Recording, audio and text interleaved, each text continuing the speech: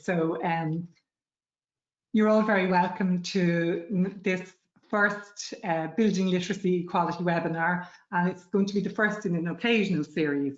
The title of the webinar came to me when I was reading NALA's new policy document, Literacy for Life. It clearly frames literacy as a human right and an equality issue. And I think that that's a terrific advance in how we're thinking about literacy.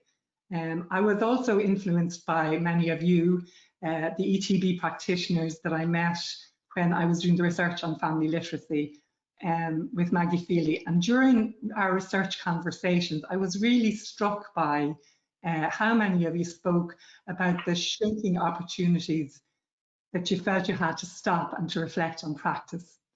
Many of you expressed a desire for such thinking spaces. And really, when you think about it, what better time than during a pandemic to pause and to reflect on our practice and to consider what's important to us and to our learners, and to identify and let go of stuff, if you like, that is no longer useful, and to focus on actions and on processes that matter and that might sustain us as literacy activists going forward. So here we are, thinking together. This is the first of 2 webinars on learning care, and today I'm really delighted to welcome Maggie Feeley to outline for us her ideas about learning care. Some of you may already know her work, and for those of you who don't, Maggie has been a literacy activist all of her working life, and she's the author of Learning Care Lessons, Literacy, Love, Care and Solidarity.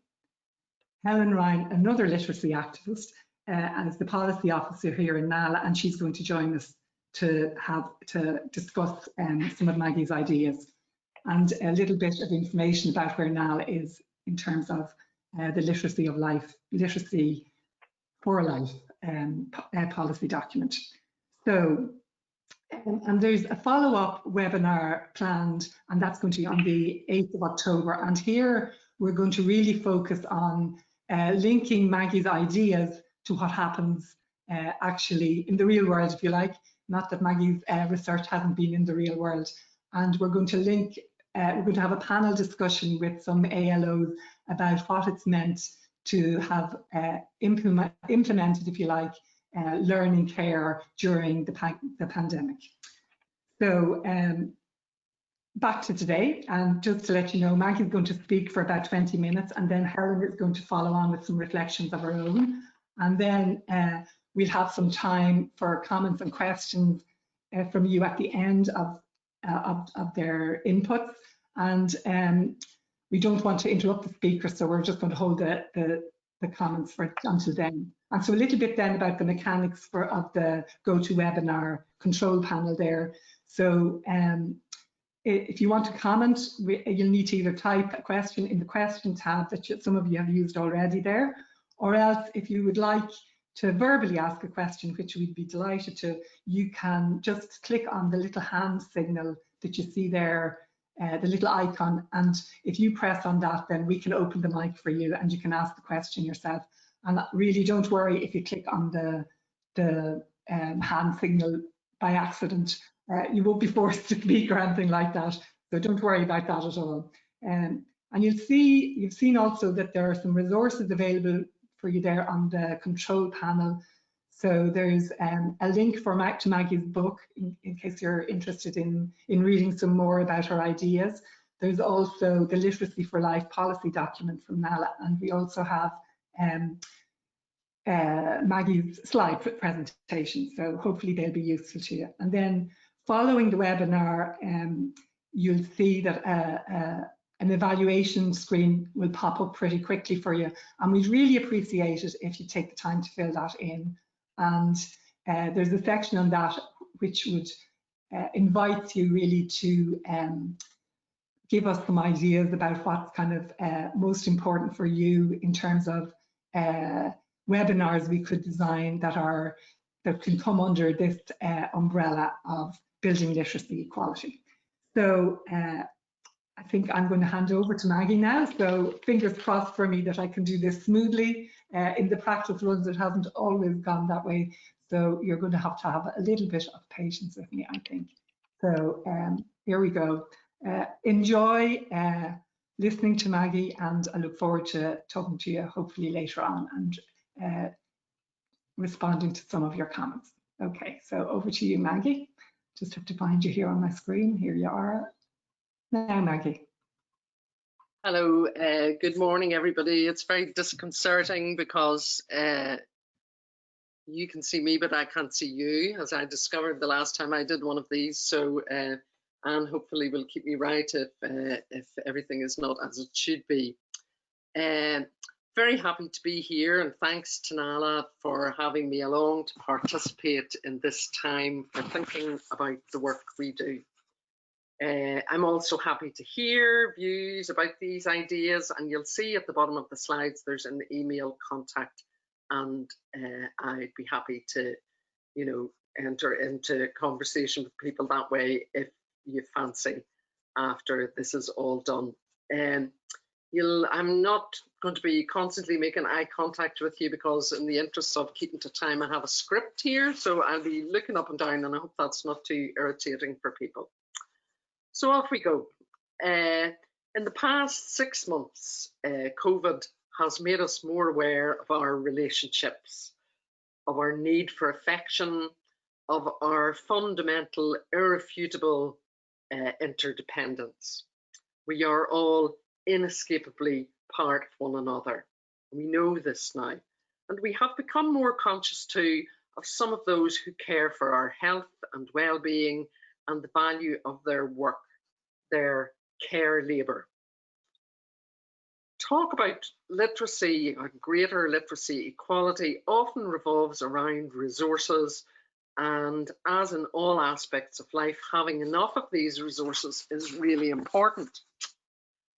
But as in health, arguably in the context of literacy, care is also what makes the pivotal difference. In the past, when training literacy tutors, I would ask people to reflect on an adult learning experience and what made it either successful or unsuccessful, and the responses were nearly always stories about care and support of someone, a tutor, a teacher, facilitator who had gone the extra mile, a tutor who had found the key to a person's learning needs, or a family member who'd been a stalwart champion in encouraging the learner.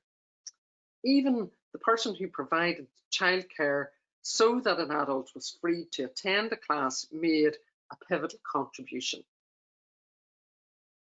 On the other hand, too, the sad stories were always about an absence of care. And in all of these stories about learning or not learning, even small amounts of care made a difference. In another example, research with distance learners from very disadvantaged communities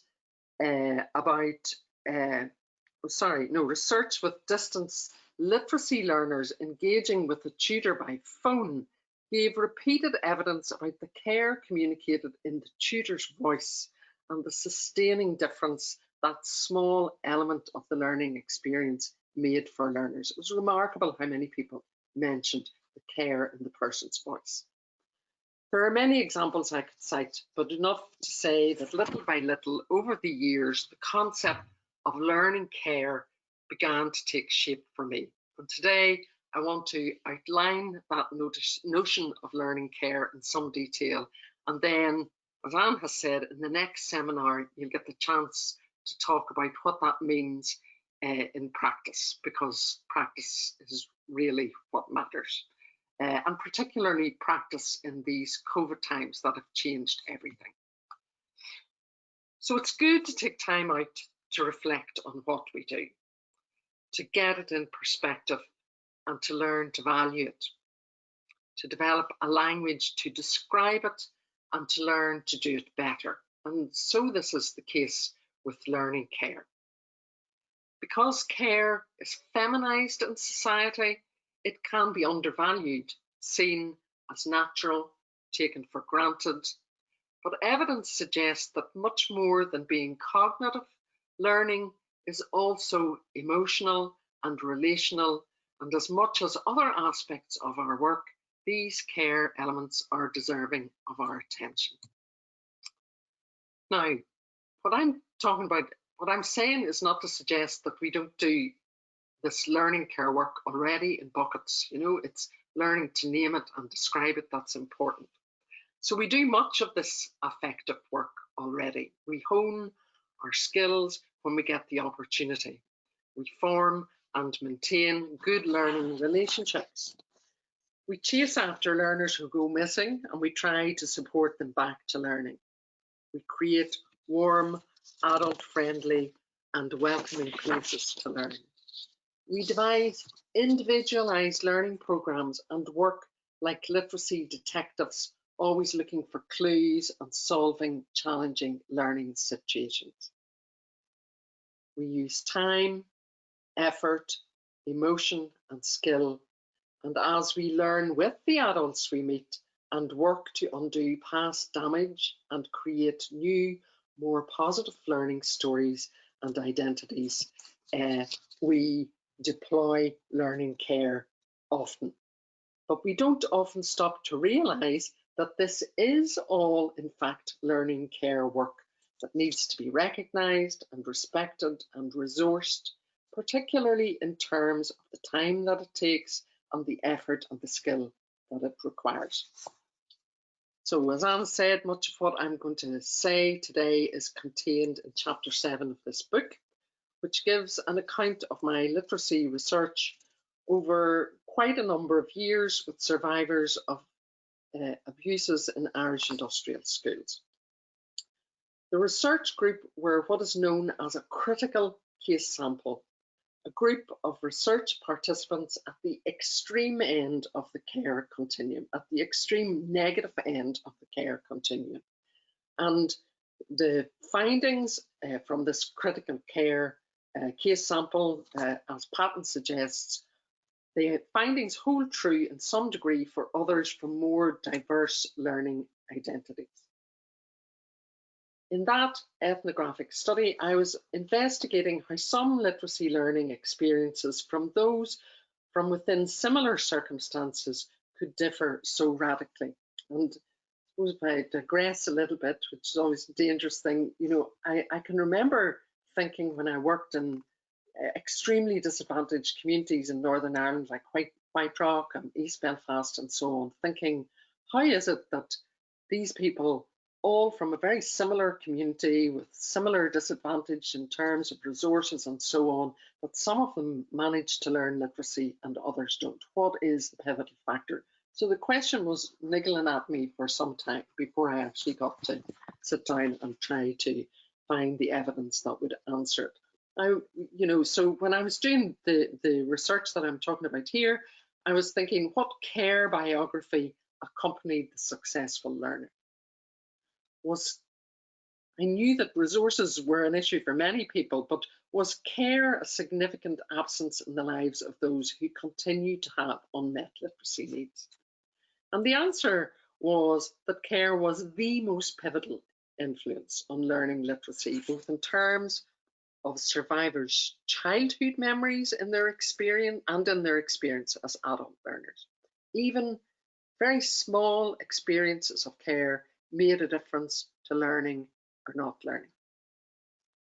I was then working in the Equality Studies Centre in UCD, and I suppose we're talking about building literacy equality here. And so that study that I did and what I'm going to talk about today, you know, is going to bring us into looking at what do we actually mean by equality. And I was heartened on International Literacy Day just this year that for the first time I heard a government minister with responsibility for adult literacy acknowledge that this is an equality issue, that literacy and literacy inequality is an equality issue, a wider equality issue than just learning. And so well done to Nala on advocating for an equality perspective on adult literacy. And I hope that we'll hear more of that conversation. And I also hope that we'll see actions that accompany it. So as I said, we use the term equality often and without always being clear or precise about what we actually mean. learning a more detailed understanding of the nature of equality or inequality, and they're both constantly related to each other, is useful in the ongoing business of arguing for greater literacy equality. And so I present here to you in this slide a framework of equality developed in the Equality Study Centre in UCD that some of you will already be familiar with. And it's outlined in detail in the book Equality from Theory to Action by my good friend John Baker and other colleagues. So you'll see on the left-hand side of your screen there are 5 different dimensions of inequality, areas in which people's life conditions differ. You know, some people have more resources, some groups in society demand more respect and recognition, and so on. And you'll see also from glancing at these dimensions that they're interrelated. So someone who is poor, who has less resources than others, not just of money, but also of property, qualifications, health, and so on, is likely to experience less respect and have less power and influence, particularly in the school situation, than someone with greater resources. And in research with poorer parents about their role in family literacy, they told us that they often felt less welcome or respected or influential in their children's school. Now, one woman in particular who was trying repeatedly to tell the school that her son was about to blow, as she put it, and who was dismissed, was proved right when the child actually became so frustrated that he had a bit of a meltdown, and the situation was much more difficult than it needed to be. So low levels of resources may mean time-consuming, low-paid work that leaves less time for care in general and learning care in particular. And we can see too that these inequalities are passed on through generations unless they can be interrupted. And so we have whole communities of people who are disadvantaged by their life conditions, much of which is a matter of what Anka Gaius calls the brute luck we access at birth. I think it's a powerful phrase, the brute luck. Interesting to contemplate the brute luck that we ourselves accessed at birth. The dimensions of inequality don't happen by accident either. And on the right-hand side of the screen, you can see that these inequalities are located in social systems or social structures and reproduced and perpetuated by the decisions made by governments and translated into policies that favour some more than others. Strangely, in a way, this is acknowledged by the government in the establishment of the DEISH system that admits that many people and communities experience disadvantage and need additional resources and supports in order to learn. But the admission stops short of saying why that is the case and what changes might make things more just. This risks leaving the implication that people are responsible for their own unequal condition, or that poor teaching is responsible for people not learning. And this is disingenuous in the extreme. There's a lot to say about all of this, but for this particular short input, I'm going to focus on care and learning care in particular. It's important to remember, and I've said it many times before, literacy functions as a barometer of equality or inequality. And those with unmet literacy needs will undoubtedly have other inequalities in their portfolio of inequalities, and these need to be given careful consideration. So my study with survivors of institutional abuses and a number of subsequent literacy projects has shown that care is a pivotal determinant in learning literacy, and as such merits our close attention. So just Kathleen Lynch in a book called Affective Equality, Love, Care and Injustice, in which there is actually a chapter by myself about literacy inequalities. She defined care, now care in general this is, in 3 concentric circles. So primary care relations, the closest bonds in family and alternative care homes.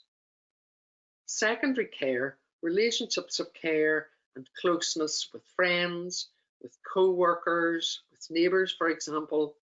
And tertiary care relations with those with whom we share common interest in relation to causes, campaigns, work issues, the environment, and so on. And I think tertiary care is a particularly interesting one, whereas the other 2 levels of care are significant because of the love and affection and so on that's involved in them. Tertiary care is sometimes describes a situation in which we work in collaboration with people that we don't even particularly like, but our common goals hold us together. So what is really important in all of these degrees of care is that each is associated with a form of work that you'll see within the particular concentric circle. So love labour in primary care relations, care work, and solidarity work. So care is not just aspirational or emotional, but it is also hard work. That's one of the fundamental things to learn, particularly about learning care. So as a result of my research with survivors of institutional abuse, I adapted and modified that conceptualization of care that we've just looked at to relate specifically to the context of learning in general and learning literacy in particular. I'm going to elaborate these different elements now and then look at some examples of learning care work in adult literacy and how they may contribute, even in a limited way, to building literacy equality. I define learning care as the affective to do with the affections and so on, the affective attitudes, emotions and actions, both paid and unpaid. In literacy, volunteers do a lot of this work, both paid and unpaid, that dynamically influence individuals and groups in learning literacy. Learning care is both given and received. It involves caregivers and care recipients, and these relationships are reciprocal. We all benefit from them. All of the parties in these relationships benefit from learning care. This is work that we all do, but it's important that we don't reduce learning care, that we don't allow it to be reduced to some wishy-washy, well-intentioned and possibly patronising attitude of helping those poor people to read and write. We've heard that before. The affective aspects of facilitating and supporting language and literacy development involve great skill, effort and insight that cannot be taken for granted to be in the natural repertoire of every parent, of every teacher or tutor. So relational aspects of literacy support need to be learned and practiced and developed as we become more skilled in the work. So there are 4 types of learning care developed to date. You may like to add to these, in this case in the context of literacy, and they all emerged from memories and experiences of those who lived and learned for at least some of their childhood in religious institutions run at the request of the state and regulated by the state. So I didn't make these up. They were all clearly identified and stated to me in the evidence that emerged from the research. And each of these 4 aspects of learning care was significant. Each was influential on an individual's learning of literacy. Each was a link in a chain that determined whether or not someone was able to develop their literacy capacity. And Martha Nussbaum, who's quoted in the new NALA document, Learning for Life, she talks about the compassionate state. I like that idea very much. The compassionate state as one that allows the development of all our capabilities, including, but as she says, not limited to literacy. Literacy is the basic right that allows us for further development. By the same token, the state that does not allow the development of literacy lacks compassion, and rather than caring for all its citizens equally, it allows some to have a harmful, disappointing, careless experience of learning. And you will all have met those who exemplify that damage. The addition of the element of state care emerged strongly from my research and has made more and more sense to me as the years have gone by.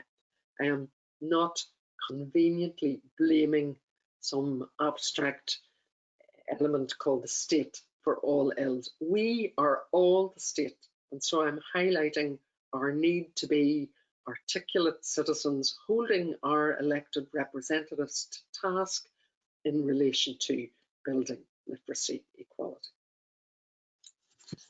Let's look at some examples of literacy work that exemplifies literacy care and consider its value and perhaps its limitations in building literacy equality. In terms of primary learning care, family literacy activities have emerged, particularly in recent NALA research that Anne referred to earlier there, as making a very robust contribution to literacy equality in families, in schools, in FET centres and communities. Family literacy has shown itself to be a way of interrupting these generational cycles of literacy inequality. In terms of primary learning care, I'll talk a little bit more of that in the next couple of slides, but integrated literacy initiatives are also a fine example of secondary learning care in schools and colleges, where the facilitation of vocational and other learning incorporates attention to literacy learning needs as well. So literacy is not a forgotten element. It's an element that's cared about in whether people are learning their particular subject or not. And this is a particularly skillful pedagogical matter that needs support in terms of continuing professional development and ongoing resources, again, in terms of time and ways of sharing materials and methodologies. Because as some of us learn, if we had a way of doing it, if now we've got all this online stuff, we could be sharing that learning with others. Again, in terms of solidary care, empowered learners are vocal and active advocates for literacy justice. Opportunities for peer-to-peer literacy learning have been shown to be effective in prisons, in local communities, in ESOL groups, and throughout adult literacy provision. The learning care duty of the state has consistently been the weakest link.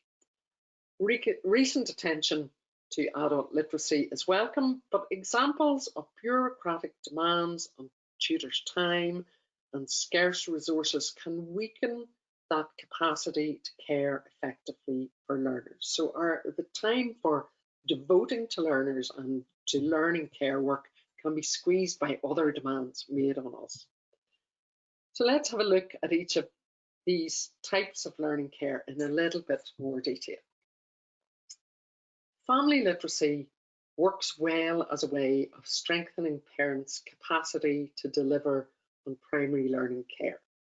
It produces positive results for everyone, as I've said, for children, for parents, for schools, communities.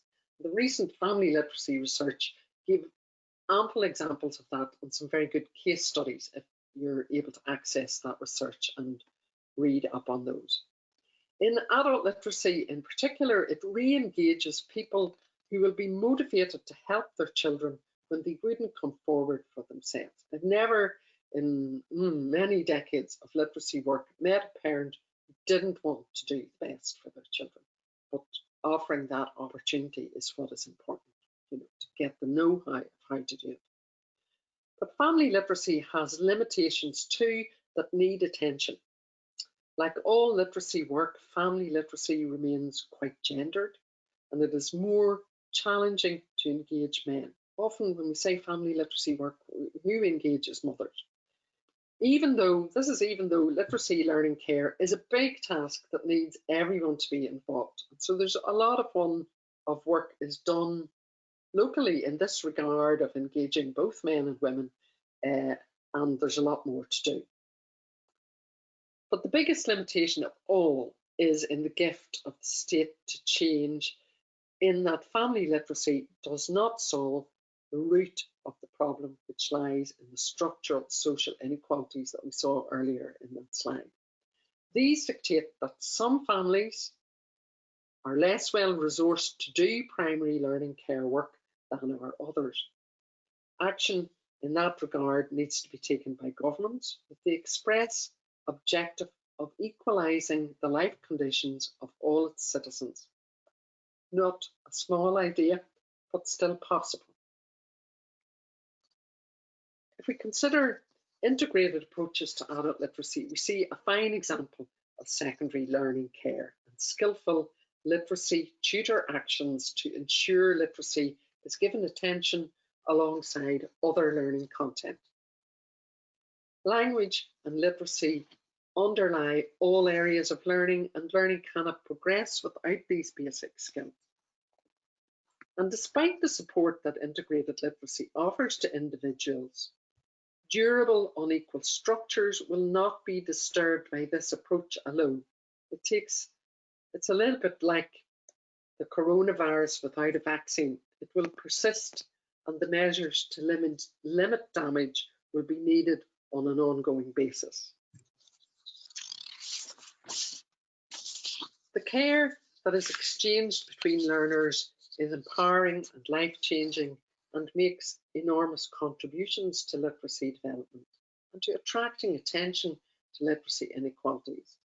On the other hand, a neoliberal individualization of learning with a drive for accredited outcomes, for example, is challenging to solidary learning care, and it's worth remembering that opportunities for peer learning, peer-to-peer learning, need to be preserved wherever possible, especially in the current context where we're more and more separated from each other.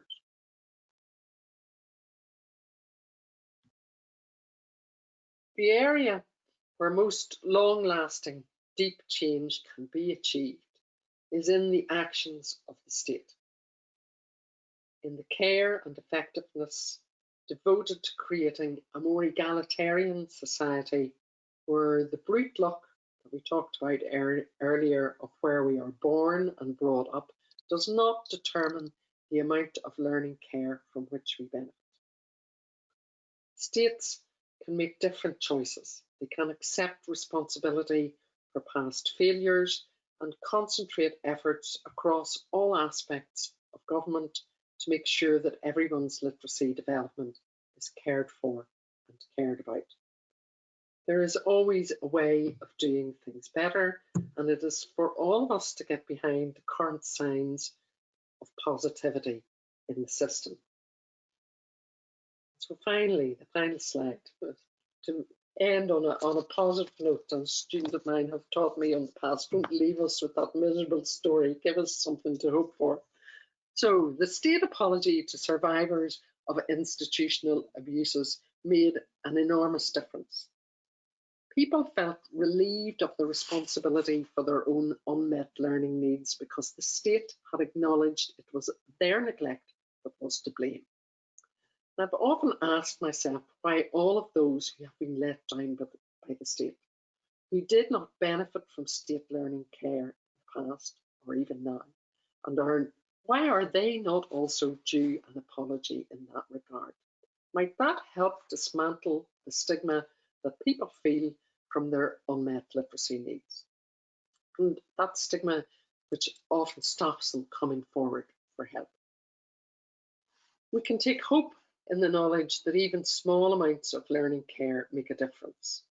In my research, the child in care whose mother brought him the used copybooks of The Son in the Wealthy House where she was the cook felt advantaged by that small resource and learned literacy where many of his peers with no family ties did not. More recently, as a result of NALA's work to encourage the development of a 10-year literacy strategy, we have heard Minister Simon Harris's recognition and articulation of the link between literacy levels and levels of social inequality. I can't stress how huge an advance this is for adult literacy in Ireland, as is the determination to take a whole of government approach to literacy in the future. In recent years, we have seen in the transformation of many previously intransigent social issues in Ireland, that change is possible. We know that given sufficient momentum, there is always hope.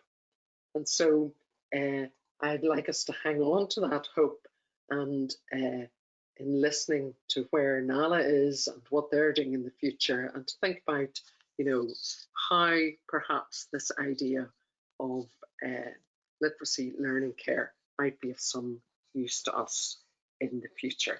Thanks very much for listening.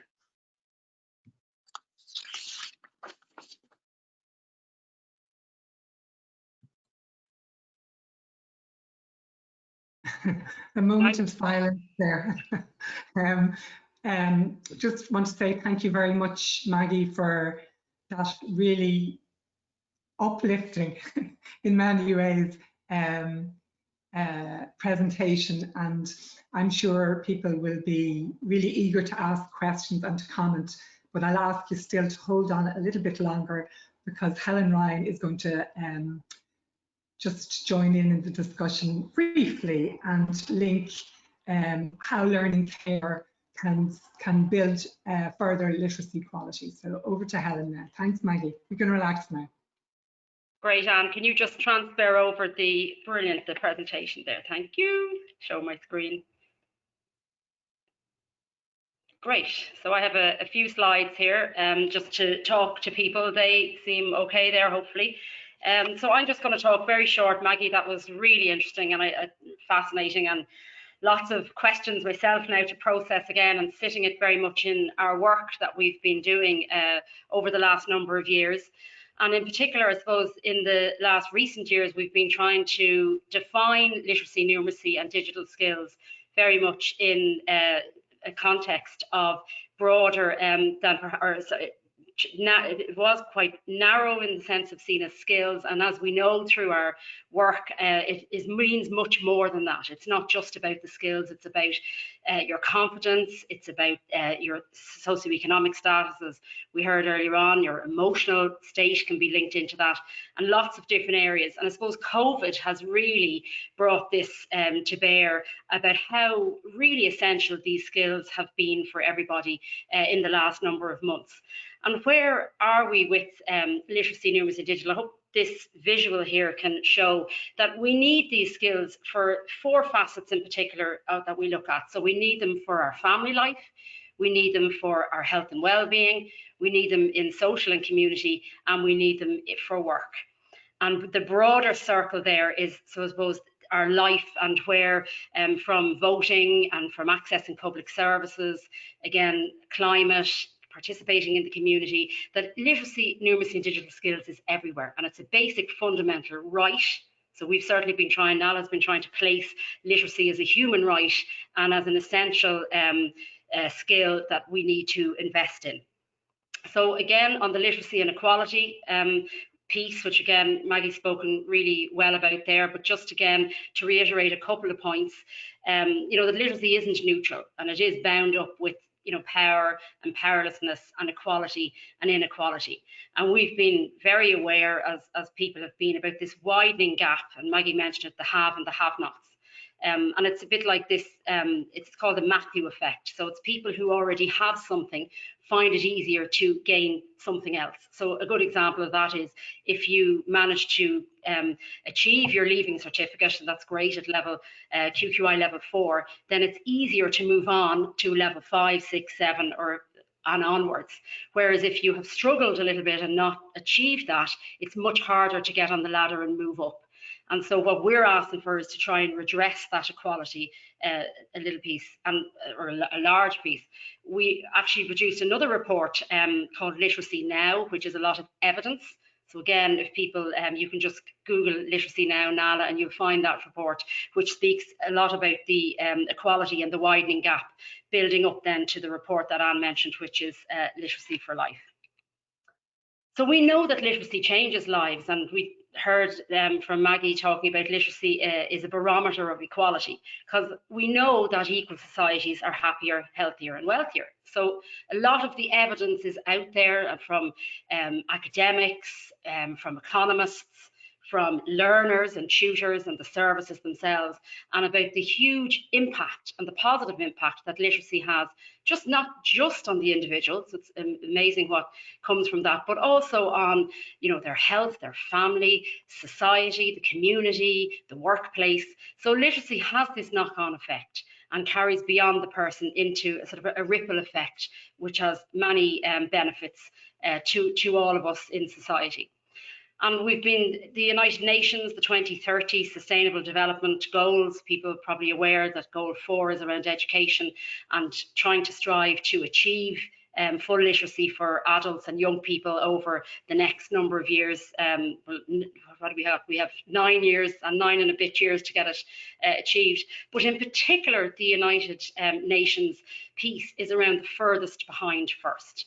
And I suppose for us, and in NALA, the equality piece, we're really saying we need to look, and I'll talk a bit now about that, but we really need to look at prioritising literacy, for prioritising adult literacy.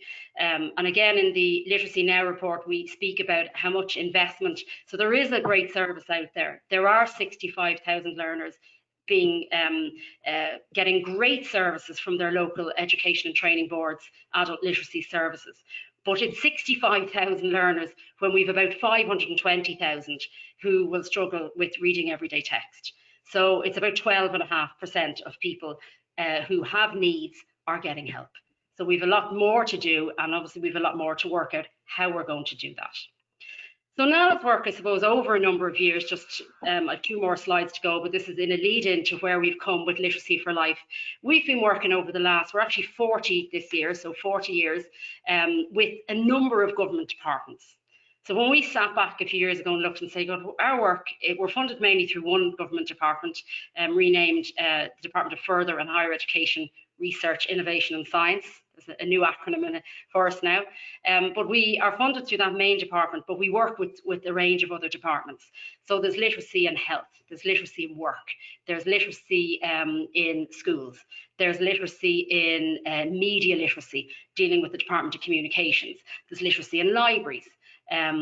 Moving over then, you have literacy in financial literacy, and you're working with the Department of Justice, we're working with literacy in prisons. So all of our work was around 9 government departments, but we were mainly linking in, as I say, through funding and through the vision for literacy was coming from one. And we thought that really if we want to try and achieve literacy in a better way, it can't just be one department that can do this either. They can certainly lead on it, but it can't be one. So we needed to look for a broader framework, which is we lobbied for the last 3 years, all of the incoming and outgoing and all of the politicians and senators, we met them, and indeed civil servants and policymakers and the NGO sector to try and push for this idea of 2 things. One, we needed a 10-year strategy. So we needed to vision, look at it on a longitudinal level, how can we achieve this? And 2, we needed to be whole of government. So again, we needed to get buy-in from these government departments, and this happened in the Netherlands. 4 ministries came together, put a bit of money from each on the table and tried to address it in a much more integrated way. And we're delighted that this report now, the Literacy for Life report, is suggesting, based again on evidence and the Martha Nussbaum, as Maggie mentioned there, around the capabilities framework, the capabilities approach. And that's looking at how literacy affects people and the way of how they process and use information, how are we making decisions, how do I self-advocate for myself, and then in general feeling greater life satisfaction. So just taking literacy sometimes out of a narrow definition, stuck in a narrow place, to something a bit more, it's in our life and we need to address this in every way. And of course, just to say, I should have said, when I say literacy here, we mean literacy, numeracy and digital skills and language as well in there. So it's not just the reading and writing, it's all of those areas. And if you have any interest in reading the full report, Anne has put it into the the handouts, and there's also a link for it there. We can send these slides around after. So then finally, where are we now, and how all of our work collectively as a society around raising these issues, and NALA's work in pushing for the equality agenda on a broader level, that we did manage to get a commitment into the programme of government for a 10-year strategy. And Minister Harris on the 8th of September, International Literacy Day this year, announced that that strategy will be ready within 6 months. So that's around March time. So we're really looking forward to SOLAS is going to be, that's our national state training agency, further education and training agency, has been given the responsibility to lead out on that. So we will all see, and you can, if you're in touch with us on our e-zines or look out for social media, there will be probably a consultation process where we'll all be asked to input. So NALA will be putting in, and we'll ask our members. We want all of the services locally put in, and even as individuals we can put in submissions.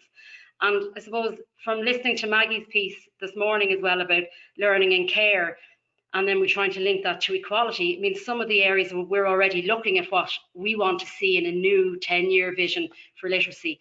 And one of the sorts of areas particular is around, we need to look at the communities where literacy is affecting people most. And we know this, the evidence is there. So we can find all this, it's within our Central Statistics Office framework, we know.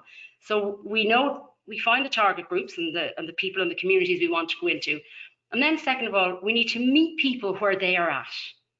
We can't, gone is the day where everyone is going to come into an evening class. So let's meet them where they're at. So if they're a worker, let's meet them in the workplace. If they have just been diagnosed with diabetes or a health issue, let's meet them in the training course that they may be getting within the hospital, and that may be happening. If they are in the community and they're standing on a cold pitch on a Saturday morning while their child is training, let's meet them perhaps in the community centre, in the GAA centre. Of course, this is post-COVID when we can meet people, and coming up with ideas at the minute when how we support people at the minute over the telephone and online. And I suppose just to say the other big equality issue that we are really concerned about at the minute is the growing digital divide that is already happening with these many months that we've not been able to meet each other face to face. So we've compensated by going digitally with ourselves and with many people, including many of our learners. We've been great. We're all learning new skills, but there are gaps there, and there's a real worry now that digital divide may grow. So digital skills, and there's a separate digital strategy that SOLAS are working on as well. And then there's this one, which is the literacy, numeracy, and digital skills integrated in. So we just need to be really conscious of not having that gap widen even more, and try and keep that to the forefront.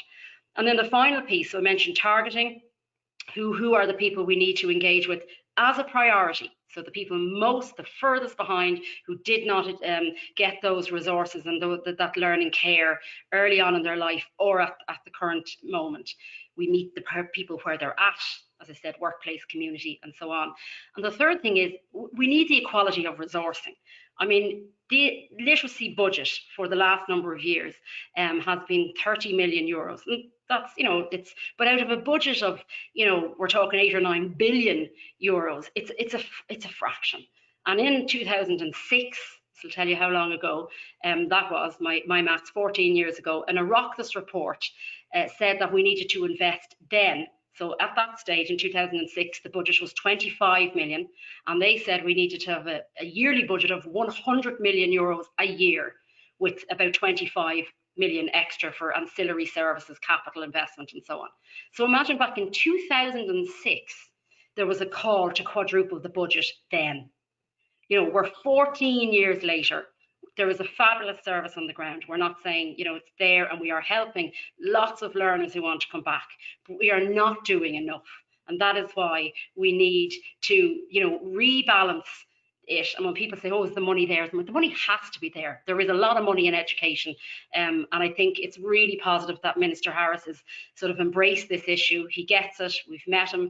We're hoping to meet him again in the coming week or so now, again, to follow up on that. So it really is, I suppose, a very exciting time in literacy. We've an opportunity to influence the strategy. So I encourage everyone today to, when that call comes, please look at it, put in your submission, link in with people and link in with ourselves as well. If you're a member, please, or become a member would be great. And we really look forward to, you know, making a real dent in those numbers and supporting adults to improve, you know, their literacy, numeracy, digital skills in exciting ways over the next 10 years. So thank you, Maggie, for your input, and thank you, Anne, as well, for having the opportunity to come today and sort of give the broader framework. But I am hopeful too, and I suppose the learning care piece, which I really struck me as well, I think is something that we need to be also very clear that costs time and money. And we need to invest in the staffing structures locally to work with learners to give them that learning care. So thank you.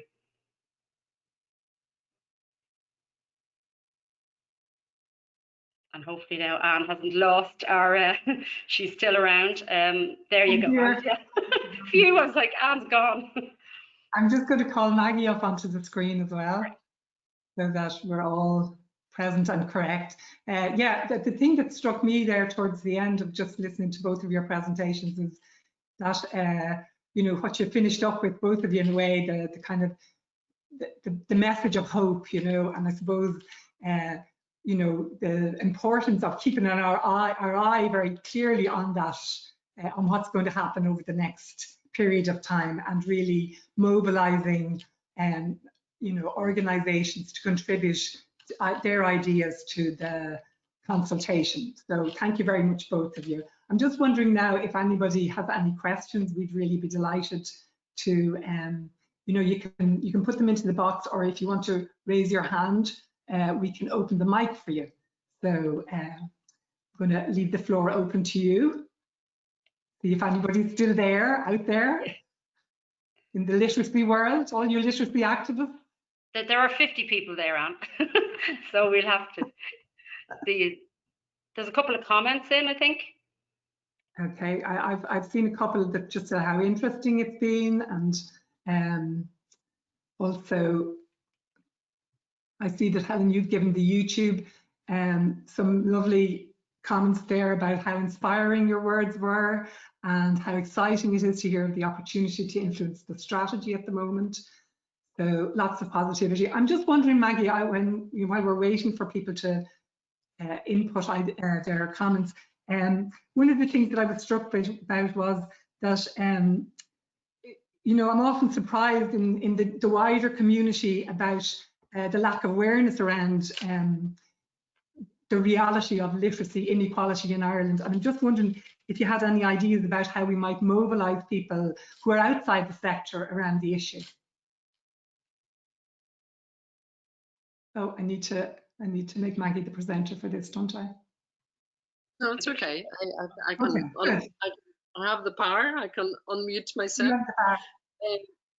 I think that's a very interesting question. You know, I was thinking last night when I was, you know, mulling over what I was going to say today, that, you know, we've seen in the past 10 years in Ireland, like, massive mobilisation of people around issues that weren't particularly to do with them personally. You know, there are people who came out in relation to marriage equality and, you know, the other campaign in relation to reproductive rights when they weren't necessarily directly involved themselves. And, you know, there's something about needing to generate that kind of momentum about adult literacy that's needed if it's really going to change. Like, if we're going to make social change happen, then it needs to become like a big social movement, not something that people look at and say, oh my God, isn't that terrible? What's happening in education, that's all going wrong like that, or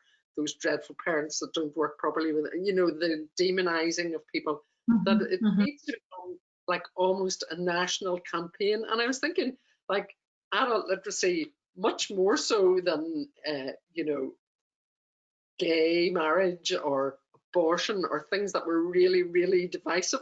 You know, there would be no division about the belief that everybody should have access to literacy, you know, and, you know, there's a huge opportunity there. And it's been done before, you know, it's been done in Cuba, there have been national strategies about literacy for everybody in Kerala, a state in southern India. You know, there was a huge campaign about literacy and you know, a more egalitarian society. So, you know, hope springs eternal. We're it. We're the hope. You know, if we can make it into a national campaign, it'll happen. You know. Okay, so a call to the barricades there from Maggie Feeley, I think. Not the first. So I'm just conscious of the time, and thank you for people who have commented and for joining us. And I hope that some of you will be able to join us in a fortnight for the discussion around what this means in terms of what's happened during COVID and how learning care gets translated, if you like, on the ground into action. And also to remind you that there's going to be an evaluation that will pop up. And if you have other ideas about webinars as themes that we could bring to you under the banner of building literacy equality, we'd be delighted for your feedback. And also just in terms of integrating literacy, I heard Maggie talking earlier about that in terms of secondary learning care, I think it was. And Sean from NALA is going to be doing a plain English webinar in a couple of weeks now. And so if you had a look at the NALA website, you'll be able to click onto that. So I think I'm going to finish with that. Helen, is there any final closing remarks you wanted to make? No, again, I think there's two things we have to our favour now. We have, you know, an energy there and a vision being proposed. So really, without putting another burden on top of people to, oh, I'm asking you for more things. If anyone does feel that there are recommendations, and indeed somebody there has made a good point, are you investing in technology? I mean, we will be recommending that there needs to be an investment in technology for, again, the targeted groups who struggle with that. I mean, I think we've got to be very clear, there isn't an unlimited amount of money. We know that. We're in very constrained times because COVID has thrown us into a wholly different economic environment.